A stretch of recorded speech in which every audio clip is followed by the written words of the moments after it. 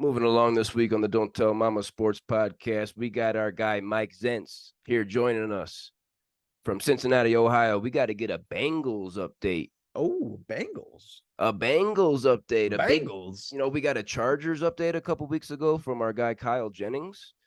This week, we're getting a Bengals update. We got guys all over the place. The Cincinnati Bengals, they're coming off a big Monday Night Football win last week against the Jaguars. I believe 9.5, 10-point underdogs in that game on the road. Very impressive what I saw from Jake Browning. Mm-hmm.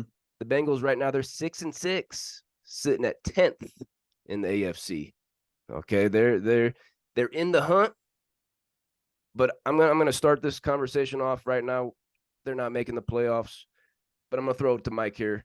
What do you think about the Cincinnati Bengals 6-6 season and Joe Burrow being out for the rest of the year with the ligament tear in the wrist?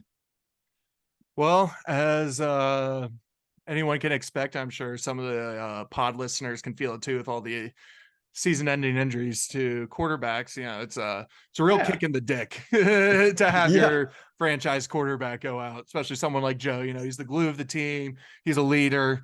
But, you know, you see him on the sidelines and, you know, he's helping out and, you know, but I will say, to kind of backtrack a little bit, the night of his injury, when Jake Browning was in there against the Ravens, he didn't score a point, but we're also playing against the Ravens, you know, one of the best defenses. Mm-hmm. What do you expect a guy whose first NFL, you know, playing time is going against the Ravens and just mid-game? You know, I thought, you know, he shows poise, he shows confidence, he threw some darts, he made some really good throws against the Ravens, and that immediately gave me confidence. I just thought he was a little immature in the pocket. You know, he doesn't have the game time feel. You know, he kind of showed that against Jacksonville a couple times early on, like especially during that fourth down when he got sacked. You know, you got to be able to feel the pocket collapsing, get out, move, scramble. But that just comes with game time experience. You know, you went from a backup and not getting a lot of reps to being the number one guy. And, you know, it's just something you expect. But, you know, he didn't look good against the Steelers, but another great defense, another one of the top defenses in the league. Mm-hmm. But yeah, went against the Jags and balled out, showed out. It was incredible. Ice in his veins. And, you know, he's got a great supporting cast. You know, you got Jamar Chase, T. Higgins right there. You know, Mixon's, you know, as your running back. You know, it's, yeah, I was very impressed. He made some really good plays, made some good audibles at the line too. And, you know, tight game, lots of pressure, and he stepped up. That's not easy to do. Even good franchise quarterbacks crumble in those situations, and he kept it alive. Just to mention Jake Browning here on the Monday Night Football game at Jacksonville, 32 for 37. Let me say that again, 32 for 37 for 354 yards. Ooh. I got something to add. Fifth highest completion percentage in Bengals history. Wow. That's a stat right there. Okay. Good nugget there, Mike. Max, I want to get your opinion on Jake Browning, but first, Jack Alvarado, I believe a two-time champ in our fantasy football league. I got a quote here from Jack. I asked him about Jamar Chase, and we'll get into him in a second. Is he a keeper? It's safe to say, is he a keeper? He said it's safe to say, quote from Jack, hoping they cut Burrow and just keep this Browning kid. Max, end quote. Max, what's your opinion on Burrow getting tossed to the side and Jake Browning possibly taking this Bengals team over? I'm going to go ahead and dog shit take, Jack. Dog shit take. Fucking terrible. I'm gonna go ahead and bring out the Midwestern in me and go stop. STAAAOP. Stop. Enough. All right. Joe Burrow is elite. All right. He's a top 5 quarterback when he's on the field. He must really not like Joe Burrow. He must not be a fan of this guy, even though that he's been throwing the ball to Jamar Chase all year round, increasing his fantasy numbers all year round for him. But no, that's all. Yeah, agreed with Mike.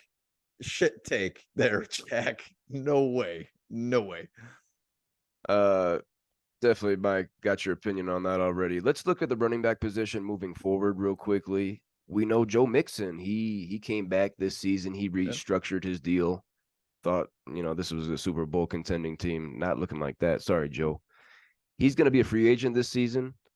We see a rookie 5th rounder, Chase Brown, coming in. What do you got to tell me about him? I really liked what Chase Brown showed us the other day. And Mixon, he's definitely slowing down a little bit. He's one of the worst in the league, the yards after contact. And one of the other stats is our run blocking. We added some people to offensive line this year. And Orlando Brown left tackle, and that moved our old left tackle to right tackle. So we kind of beefed up, and we have a healthy O-line finally, and they are they're top 10 for run blocking in their responsibilities. And Mixon just has not been able to produce. I think he's lost a step a little bit, and he had a really good game, but he was also just running through massive holes. Yeah. I mean, the stats don't lie. But for what we have him for, we're not paying him $10-15 million a year. He stays healthy. He does what you need to do. He's a good receiving back. So I think he's good right now. I don't think we abandon ship on him unless, the one good thing about Joe Burrow getting hurt, the bright side is, I love seeing my boys do good, but if we tank the season, just moved up in that draft order, we got, either a safety or something, or a shutdown corner out of the draft, or, get a good running back, literally anyone, or even beef up the offensive line, even more, because you can never have too good of an offensive line or good defense. So I don't know. That as far as like tossing the season, that's kind of hard to say because you always want to see your boys do good, and it makes you feel better going into the next. But yeah, will Joe Mixon be in a Cincinnati Bengal uniform next season? Ooh, that's a tough question. Yeah, because he's like on a 1-year deal. I think he's only making like 1.5 million this year or something, 1.7. Wow. Because he wanted to free up cap space, and then he got that. We signed Orlando Brown to left tackle, and he got a massive bag. And obviously Joe Burrow, highest paid player in NFL history. But deserved. Deserved. Glad we did it. 10 out of 10 would do it again.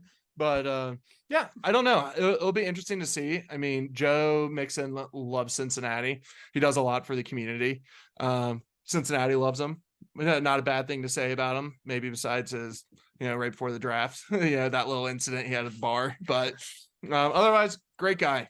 Great guy. Besides that, I think he's matured a lot, and I don't know. I could see him just kind of maybe taking a step back. He's also team captain, so the team rallies behind him too. I think he'd be a hard one to get rid of, but I would not be surprised if he's also not. But you better have a good replacement. Yeah. Well, a possible replacement might be this rookie Chase Brown. Yeah. We saw on Monday night he rushed 9 times for 61 yards. 6.1 a pop is pretty solid. Yep. Max, going into next season, where are you going to have Jamar Chase ranked amongst your wide receivers? Well, why are we even going to rank him? Because he's going to be a keeper in our fantasy football league. So I don't non-keeper leagues, Queef. Non-keepers keeper leagues, Queef. Just off the top of my head, I might have CD Lamb ahead of him, Tyreek Hill, and Justin Jefferson. So I might be looking at number 4. Ooh. That's a good foursome right there. That's a good foursome. You could swap those all around. That's a good foursome. Mike, get in there. Not CD. I agree with everything else. Not CD though. Oh, CD's having a great season. No, he's having a great season. No, 90 receptions already. CD, 90 receptions, 1,100 yards. CD's too. I mean, you also got to look at his quarterback too. That Dak, 2 hit or miss. But I mean, all receivers are. They're gonna have a couple of weeks where they're dog shit. They don't do anything.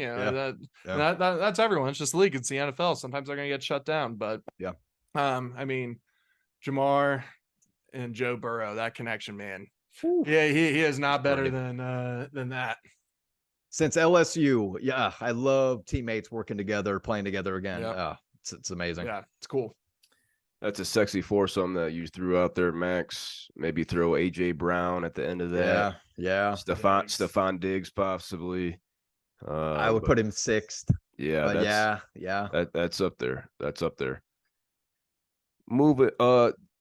Last thing here, Mike. The Bengals sitting at 6-6. Do they make the playoffs this year? And what's the outlook going forward to next season? It's real tough to say. I mean, I say no, just based on our schedule. I mean, just 2 weeks ago, 3 weeks ago, they came out and said we have the hardest remaining schedule out of anyone in the league. We're down our franchise quarterback. It may not mean anything with Jake Browning in there, but it's been an off and on season for us. So we just haven't been clicking. So especially without Joe Burrow, I say no. Yeah. Max, I already opened this up saying that I do not think the Bengals make the playoffs. Are you gonna make it a threesome here? Yeah, no way. Without an elite quarterback, the AFC is a tough league. It's a tough league, and I mean, I just don't see it.